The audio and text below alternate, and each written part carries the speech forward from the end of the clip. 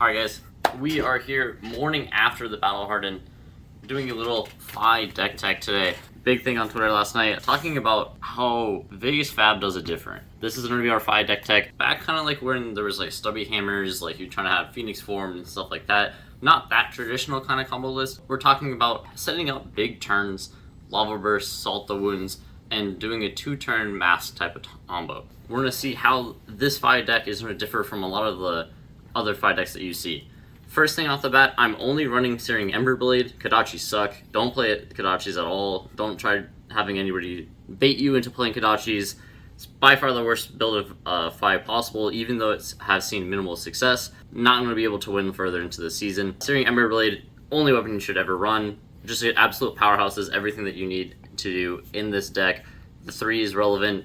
The Draconic is relevant. Everything about this is just really good. We're going to go to our main equipment loadout. It's going to be Snapdragon Scalers, the Shuko, Blossom of Stripping, and then Mask of the Pouncing Lynx. Mask of Momentum, we have it in this list just for Dromai, but we're going with Lynx. Lynx setup is very important. Lynx just presents 6 to 7 damage on the board immediately whenever you put it down. Presenting that much damage off an equipment is very powerful. It's very good throughout the game. Your opponent always has to think about it. Anytime you have a big turn is really good. Always popping it for that 6-7 damage. Just an absolute powerhouse in every single racing matchup, every single control matchup. Just by far the only mask I ever want to play unless I'm playing against Dromai. Blossom Spring is really key in this deck. Blossom Spring is mainly for a lot of the aggro decks, anything that you need to go super fast against. What Blossom Spring allows you to do is instead of waiting 3 turns for your Tunic to be turned on, or blocking an extra 3, Blossom Spring fixes your hand entirely.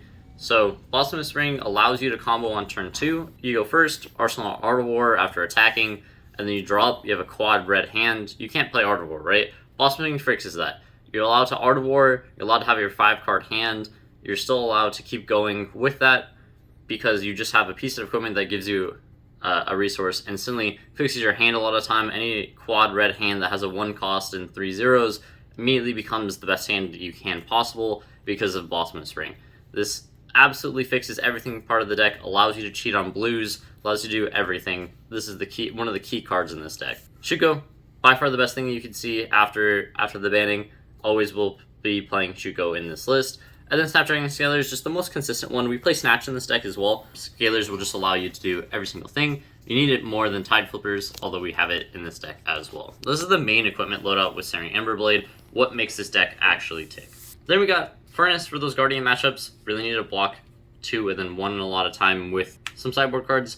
Mask of Momentum, purely for Dromai. That matchup is like an absolute buy with Mask of Momentum. You just get to stop everything that they're doing, kill their dragons, and kill them. It's very good. Tide Flippers, we have Northern Gloves and Time Flippers. I'd probably cut Northern Gloves after Battle Mages have started coming out from Icelander. Would probably replace it with the Yellow Belittle here. But the AB1 for Icelander, very good. Still has the relevant boots for the combo with Lava Burst and Salt the Wound at the end as well. Just really good as well. Being able to pitch a blue, AB1 their Aether Ice Vein, and then pay the 2. Extraordinary. Then we got Tunic for those longer matchups versus Icelander. Sometimes they bring it against an Oldhim. Depending on if you know what the Oldhim is going to be, if they're trying to just completely aggro you, I like to play Furnace. If you know that they're trying to fatigue you out, I try to play Tunic to get them more activations. Depending on you, what you like, if you want to be a little bit safer or more aggressive, I like to play that in that Oldhim matchup. With the Blaze Headlong's best zero cost in the deck. We got a whole bunch of zeros. We have Double Strike, which is my favorite thing because I get to play a blank sleeve as the first start of Double Strike and then do there. Very fun thing that my friend Spencer started doing. Got some Rising Resentments here, the Brands, the Ronins. We have 3 Rise from the Ashes. Rise from the Ashes was a card that I originally was not that impressed on, but has become really good recently. What Rise from the Ashes can do is you return that Phoenix Flame, get +3. It can start a chain. A lot of cards in this deck care about you playing a red card these days instead of having Draconic Chains, besides a lot of Vain Loyalty. This man finished the game yesterday with Rise, Phoenix for 3, Close Chain, Rise, Phoenix for 3, and by that time there was not going to be enough cards for what he was going to do. Rise Smashes is very good to start it off. You can return it, get your Phoenix Flame back, and then start with another attack. I like doing Mounting Anger for 7. That's a very big attack with a breakpoint, and then you can still have your Phoenix Flame for later in the chain. You can also just Rise, play that Phoenix Flame, close the chain, and then start with another 0 for 3 and keep doing it, and still get your Fire activation for that turn. Pretty bad if you draw it off of Art of War, if you played attack and then Art of War and like reactions or pre-reactions or anything like that. Sometimes it can get awkward, but you can just do it at the end of the chain, reset the chain after you get your Fire ability, redo another 3 to 4 damage as well. Then, this deck specifically, we're only running 2 Phoenix Flame, so one is going to start in that graveyard and then one's going to be in that deck.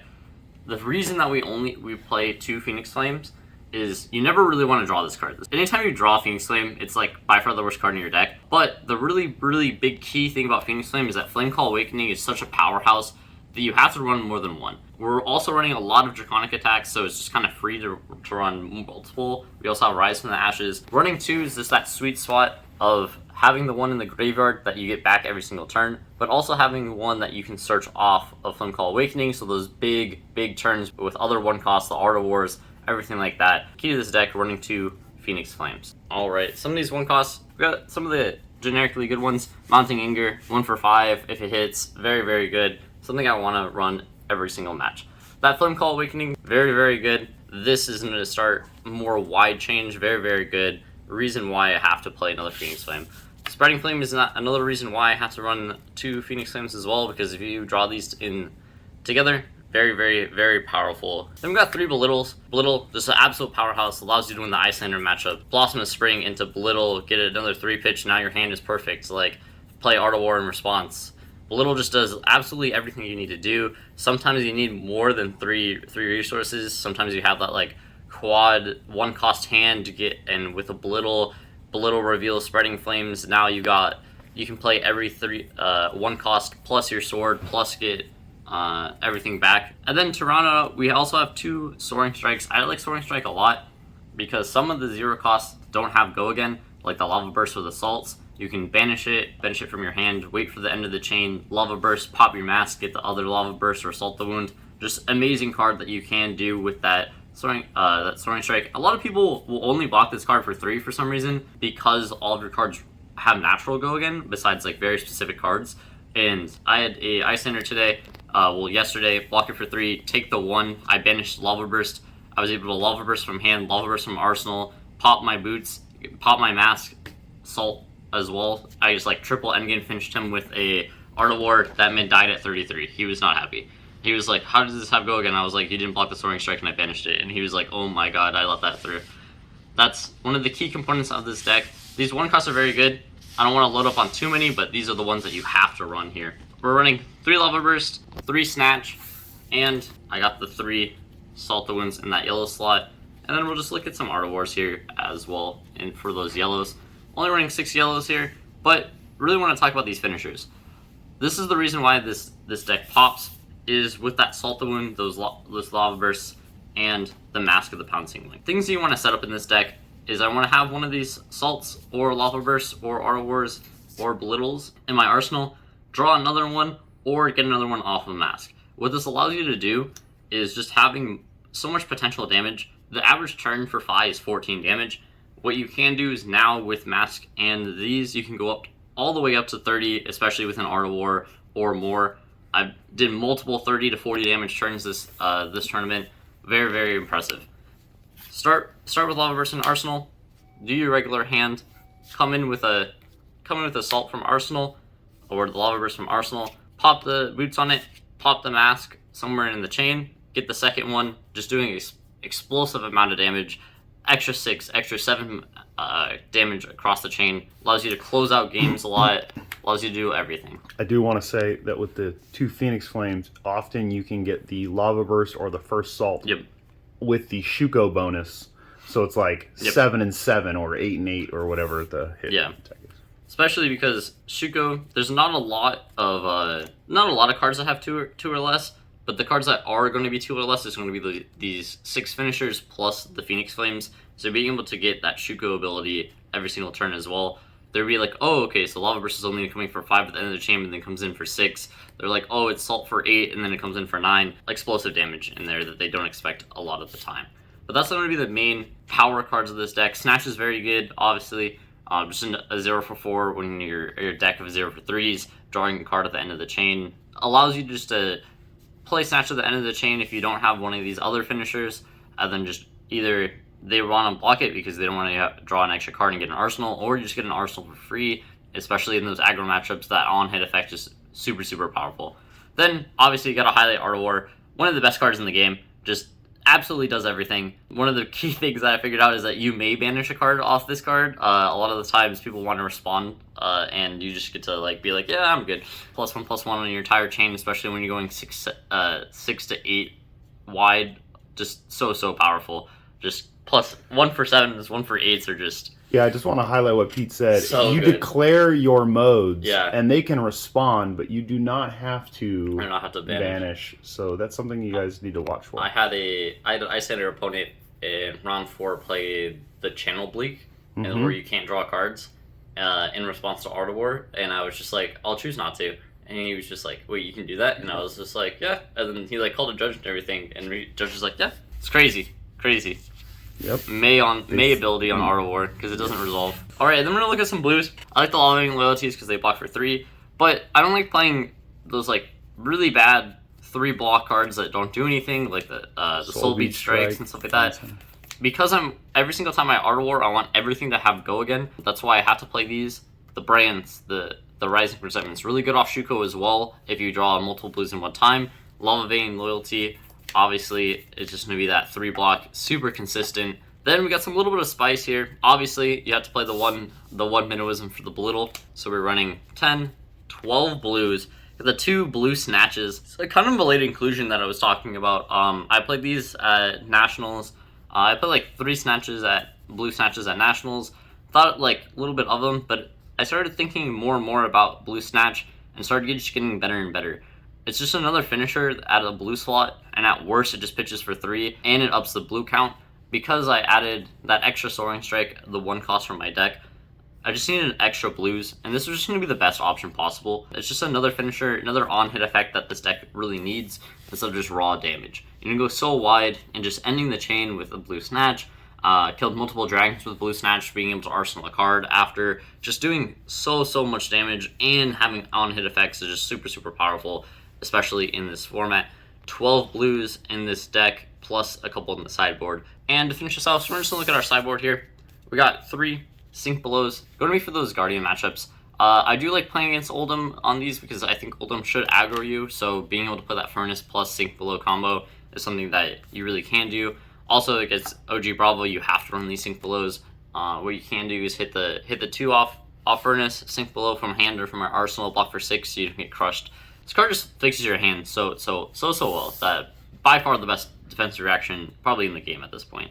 We get 3 E-Strikes. So something about Rise from the Ashes that we don't like is against Iyslander. The reason why Rise from the Ashes is bad against Iyslander because I played Rise and I'm like, okay, get my Phoenix Flame back, and then in response they do stuff, and I can't really respond at that point. They give them an extra responding point without damage coming in, which is pretty bad, right? Align Strike fixes that. It gives you a 3 block for Battle Mage, which actually came up multiple times in this tournament. You need to be able to have more additional block 3s. I also boarded against Dory and Ice Lexi that I played in quarters. Just having the extra blocks is just going to do so much for this deck as well when you actually need to block in certain matchups. Just very good.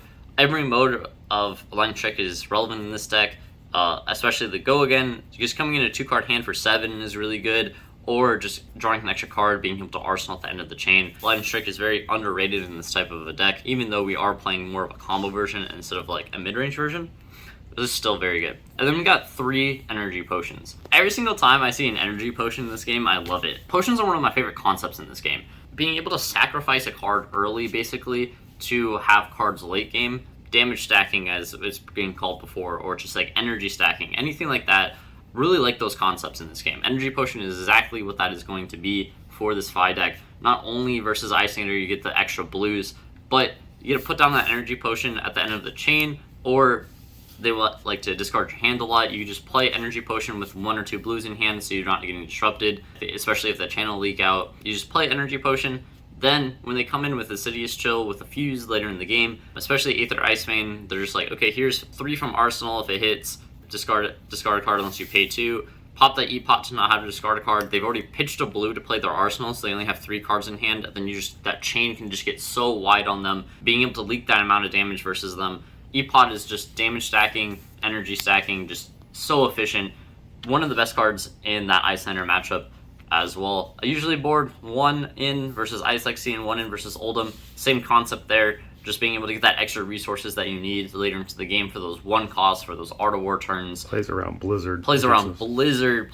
Like, there's so many things that this E-Pot does that is just so good if you find it in the early game.